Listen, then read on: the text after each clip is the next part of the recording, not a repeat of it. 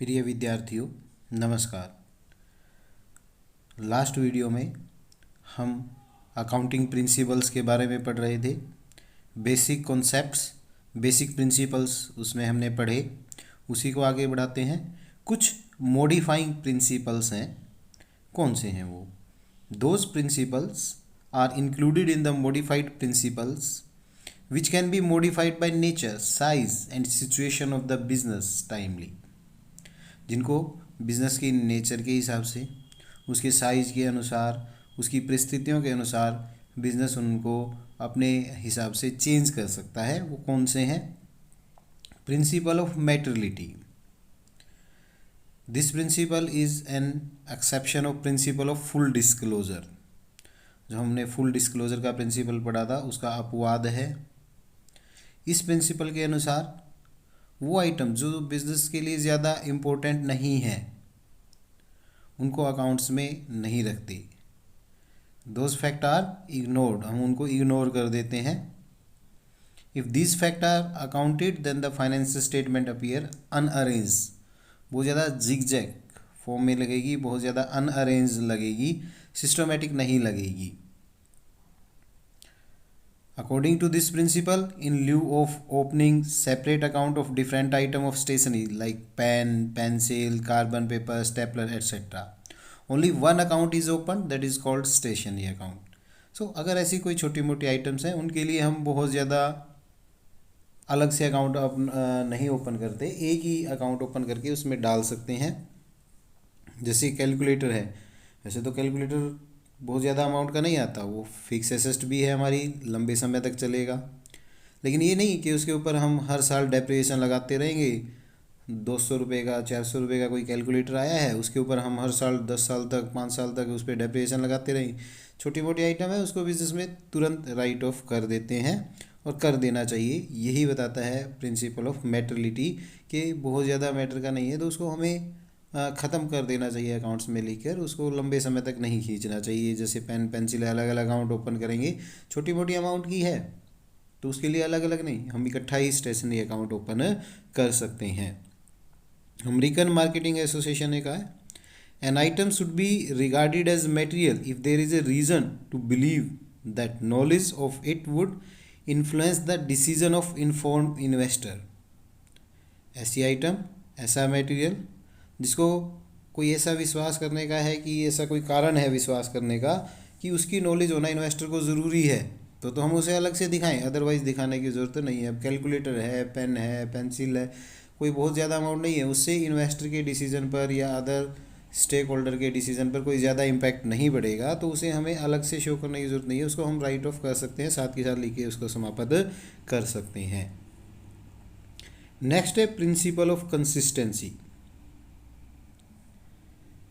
इस प्रिंसिपल के अनुसार हमें हमारी बिजनेस ट्रांजैक्शन को एक ही बेस पर रिकॉर्ड करना चाहिए। जैसे हम डेप्रिसिएशन का मेथड लगाते हैं तो हमारा जब तक बहुत ज़्यादा ज़रूरी ना हो जाए, बहुत ज़्यादा ये ना हो जाए कि उसे चेंज करना ट्रू एंड फेयर पिक्चर को रिप्रेजेंट करेगा या लीगली उसको चेंज करना कंपलसरी ना हो जाए, तब तक हम चेंज नहीं करते। हर साल हमें वही डेप्रिसिएशन का मेथड लगाना चाहिए।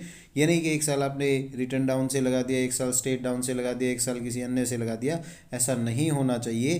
तो हमें हमारी पॉलिसीज़, रूल्स, प्रोसीजर जो हम फॉलो कर रहे हैं वो कंसिस्टेंट होने चाहिए, लगातार हम उनको ही फॉलो करें। जब तक बहुत ज़्यादा ज़रूरी ना हो जाए तब तक हम उनको चेंज ना करें, क्योंकि एक साल की अमाउंट को दूसरे साल से अगर हम कंपेयर करेंगे ये तभी पॉसिबल है जब हमारी पॉलिसीज़, हमारे रूल्स, जो सिस्टम हम फॉलो कर रहे हैं वो हमारा कंसिस्टेंट होगा। स्टॉक वैल्यूएशन का है, कई बार आपने किसी साल कौन सा मेथड लगा दिया, किसी साल कौन सा मेथड लगा दिया, ऐसा नहीं होना चाहिए। कंसिस्टेंटली आपकी जो पॉलिसीज़ हैं उनको, अकाउंटिंग पॉलिसीज़ हैं, अकाउंटिंग रूल्स हैं, उनको आपको फॉलो करना चाहिए, अकाउंटिंग मेथड्स को फॉलो करना चाहिए। रेगुलरली उनको चेंज नहीं करना चाहिए जब तक कि बिजनेस सर्कमस्टांसिस में बहुत ज़्यादा ज़रूरी ना हो जाए उनको चेंज करना। प्रिंसिपल ऑफ कंजर्वेटिज्म या प्रूडेंस है नेक्स्ट। ये प्रिंसिपल हमें बताता है कि जब भी हमें लॉस का आभास हो जाए, हमें उस लॉस को तुरंत अकाउंट बुक में लेना चाहिए और उस लॉस को हमें रिकॉर्ड कर लेना चाहिए। जबकि अगर कोई इनकम है या प्रॉफिट है, उसको तब तक इनकम या प्रॉफिट नहीं मानना चाहिए जब तक वो हमें रियलाइज़ नहीं हो जाता, जब तक वो हमें मिल नहीं जाता। कंटीजेंट प्रॉफिट है बिजनेस का, उसको तभी आप रिकॉर्ड करेंगे जब वो हमें मिल जाता है या ड्यू हो जाता है, तो उसको हमें तुरंत नहीं अकाउंट्स में लेना चाहिए। लेकिन लॉस या कोई एक्सपेंस हमें पता लग जाए तो उसको हमें तुरंत उसकी व्यवस्था करनी चाहिए। जैसे डेप्रिसिएशन हम फिक्स एसेट्स पे लगाते हैं, बट अगर इंक्रीज़ हो जाती है वैल्यू एसेट्स की तो उसको हम इग्नोर कर देते हैं, क्योंकि हमें उसको सेल नहीं करना, उसको हमें यूज़ करना है। तो उसकी वैल्यू बढ़ भी गई तो हमारे लिए कोई ज़्यादा बेनिफिट नहीं है। तो following this principle financial position business की सॉलिड रहती है, कोई फाइनेंशियल प्रॉब्लम बिजनेस को फ्यूचर में नहीं आती। कुछ एग्जांपल दिए हैं, valuation of closing stock should be on the cost price और market price whichever is less, उस पर हम करते हैं। वैल्यूएशन ऑफ इन्वेस्टमेंट है, वो भी कॉस्ट प्राइस और मार्केट प्राइस जो लेस है उस पर करते हैं। इन्वेस्टमेंट फ्लक्चुएशन फंड बनाते हैं हम, ताकि वैल्यू अगर इन्वेस्टमेंट की हमारी कम हो जाए तो हम वहाँ से उसको कवर अप कर सकें। डेप्रिसिएशन का प्रोविज़न बनाते हैं, डाउटफुल डेट्स के लिए प्रोविज़न बनाते हैं। इस तरह के हम प्रोविज़न बनाते हैं। भविष्य में कोई डिस्प्यूट है उसका चल रहा है उसके लिए प्रोविज़न बनाते हैं। तो हमें कंजर्वेटिज्म प्रिंसिपल के अनुसार भी अगर हमें लॉस और एक्सपेंस का पता लग जाए उसकी व्यवस्था तुरंत करनी है। लाभ या प्रॉफिट हमारा है, कोई इनकम है, उसको तब तक नहीं मानना जब तक वो हमें रियलाइज नहीं हो जाता। नेक्स्ट है हमारा principle of timeliness. According to this principle the business transaction should be recorded on the proper time. उनको हमें प्रॉपर समय पे लिखना चाहिए। फाइनेंशियल स्टेटमेंट हमारी अकाउंट्स बुक के बेस पर बनेगी। तो फाइनेंशियल स्टेटमेंट हमें इंफॉर्मेशन प्रोवाइड करेंगी जो बिजनेस के लिए और उसके अन्य स्टेक होल्डर के लिए बहुत ज़्यादा इंपॉर्टेंट है, जिसके बेस पर उसे डिसीजन लेना है। तो इसलिए फाइनेंशियल स्टेटमेंट को हमें प्रॉपर टाइम पर प्रिपेयर करना चाहिए, और हमारी जो ट्रांजैक्शंस हैं, जो हमारे अकाउंट्स हैं, उनको हमें प्रॉपरली टाइम पे होना चाहिए। For example, if for the year ending 31 March 2007 financial statement has to be prepared in June 2008, if it is disclosed by the statement that too much amount are blocked in the stock, तो उसका कोई फ़ायदा नहीं है। हम क्या उसका benefit लेंगे, क्योंकि हमने उसको 1 साल 1.5 साल बाद जाके उसको बनाया है, 1.25 साल बाद जाके बनाया है, तो उसका फिर फ्यूचर में हम इम्प्लीमेंट कब करेंगे? 3 ईयर बाद, 4 ईयर बाद, तो उसका कोई बेनिफिट नहीं है। उसको टाइमली होगा तो नेक्स्ट ईयर हम उसको जो हमारी प्रॉब्लम है उसको हम सॉर्ट आउट कर सकते हैं। उसके बेस पे हम डिसीजन ले सकते हैं कि कैसे हमें उसको मैनेज करना है। तो इसलिए जो हमारा अकाउंटिंग रिकॉर्ड है उसको प्रॉपरली, अकाउंटिंग ट्रांजैक्शंस को, बिजनेस ट्रांजैक्शंस को हमें प्रॉपरली और टाइमली रिकॉर्ड करना चाहिए। नेक्स्ट है principle of industrial practice. Every industry has some accounting method जो कंटिन्यूसली एक्सपीरियंस के बेस पे उस पर्टिकुलर टाइप ऑफ बिजनेस के लिए चला आ रहा है। इनको these method are called industrial practice of that industry. These are traditional, should be followed by the firm in the industry for accounting. हर एक फर्म के द्वारा उन ट्रेडिशंस को फॉलो किया जाता है अकाउंटिंग में। जैसे बिल्डिंग कंस्ट्रक्शन वर्क है, इनकम रिकॉग्नाइज की जाती है कंस्ट्रक्शन वर्क के बेस पर। हायर परचेज सिस्टम है, इनकम को रिकॉग्नाइज किया जाता है जो अमाउंट हमें इंस्टॉलमेंट की मिल गई है उसके बेस पर। नॉन ट्रेडिंग ऑर्गेनाइजेशन में receipt and payment account, income expenditure account बनाया जाता है प्रॉफिट एंड लॉस के स्थान पर, और उसमें हम कैश बेसिस पर रिकॉर्ड करते हैं ट्रांजैक्शन को। तो हर इंडस्ट्री में, हर में अपना अकाउंटिंग का सिस्टम ट्रेडिशनली फॉलो किया जा रहा है, तो हर फर्म को वही फॉलो करना चाहिए according to principle of industry practice. These are the principles. Now what are the significance of accounting principle? क्या इसका इम्पोर्टेंस है, क्या महत्व है इसका? Every subject has its principle on the basis of which the subject is studied and developed. हर एक subject का, हर एक विषय का अपना नियम कानून होते हैं, अपने सिद्धांत होते हैं जिसके बेस पर उस विषय को विकसित किया गया है। अकाउंटिंग के प्रिंसिपल भी ऐसे ही है। हाँ, बहुत ज़्यादा स्ट्रिक्ट नहीं है जैसे कि फिजिकल साइंस या केमिकल साइंस में होते हैं, बट जो हमारी अकाउंटिंग है वो बेस्ड होती है दीज प्रिंसिपल्स पर। अकॉर्डिंग टू सिचुएशन थोड़ा बहुत हम इनमें मोल्ड कर सकते हैं।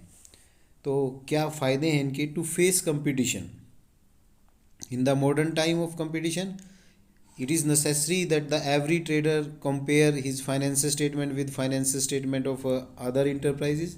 सिमिलर बिजनेस के साथ वो अपनी फाइनेंशियल स्टेटमेंट को कंपेयर करे, ये ज़रूरी है ताकि वो देख सके कि उसका बिजनेस और उसके कंपटीटर की एवज में कहाँ पे स्टैंड कर रहा है. So it is only possible जब फाइनेंशियल स्टेटमेंट एक ही तरीके से एक ही बेस पर वो बनी होंगी, सर्टेन प्रिंसिपल पर बनी होंगी, तो इसके लिए भी ज़रूरी है. Comparative study of the result of different year, वो अपने ही